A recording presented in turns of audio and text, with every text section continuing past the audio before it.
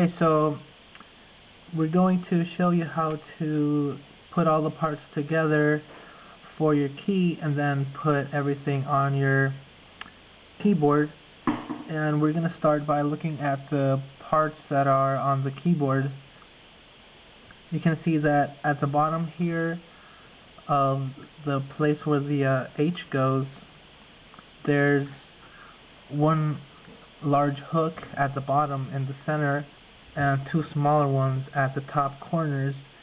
So you have to look at the different keys in case those change position, because sometimes the single metal hook can be at the top or even to the side, and that position determines the position for these pieces, which are the hinges. So we're going to do 3 steps in order to get your key working again. The first one is we're going to click these 2 hinges together to make one piece. The second step is putting the hinges on the keyboard, and finally the keycap on top of the hinges.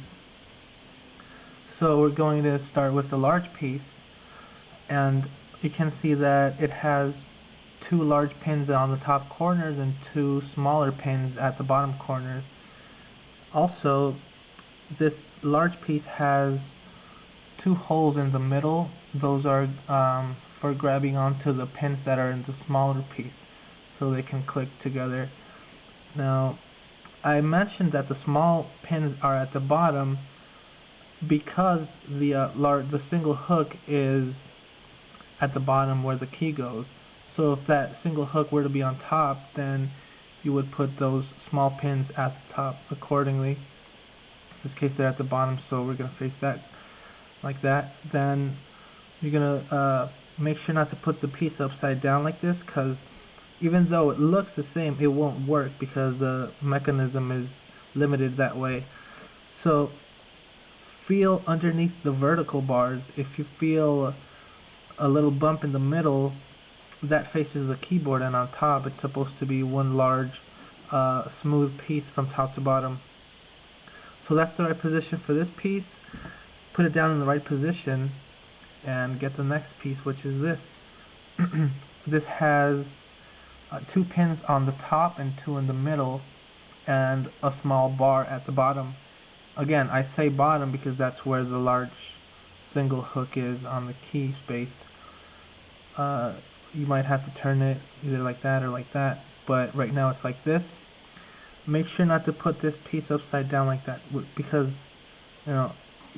it's pretty tricky. It looks the same, but the mechanism won't work. So what you have to do is feel the bottom bar. If you feel it's discontinued, or there's like a bridge in between, that faces away from the keyboard. And if you feel that it's one smooth piece, that faces the keyboard. So now you know position for both pieces. You want to put the small piece over the large piece, and we're going to put the bottom bar of the small piece underneath the bottom bar of the large piece. And at the same time, the pin that's in the middle, we're going to insert it into the hole that's in the middle of the large piece. So it's kind of like at the same time. Let's do that and do the left side first.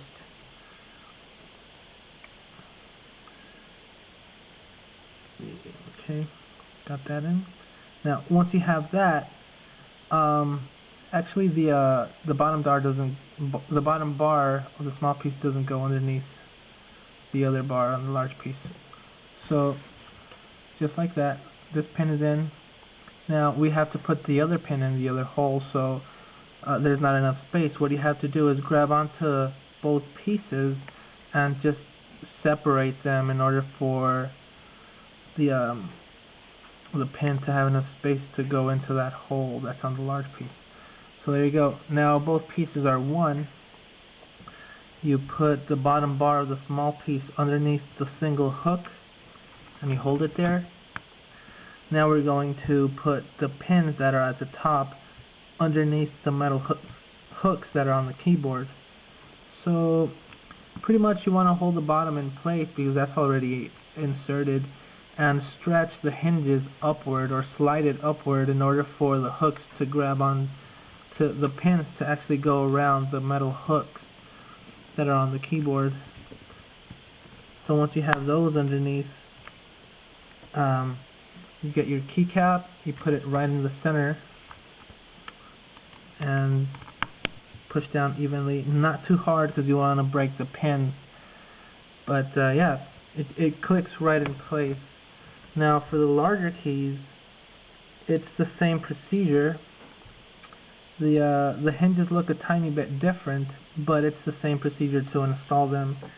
The large piece, the small piece goes in the middle, it clicks in the sides and everything. Only difference is the keycap itself comes with this metal wire on the back, so that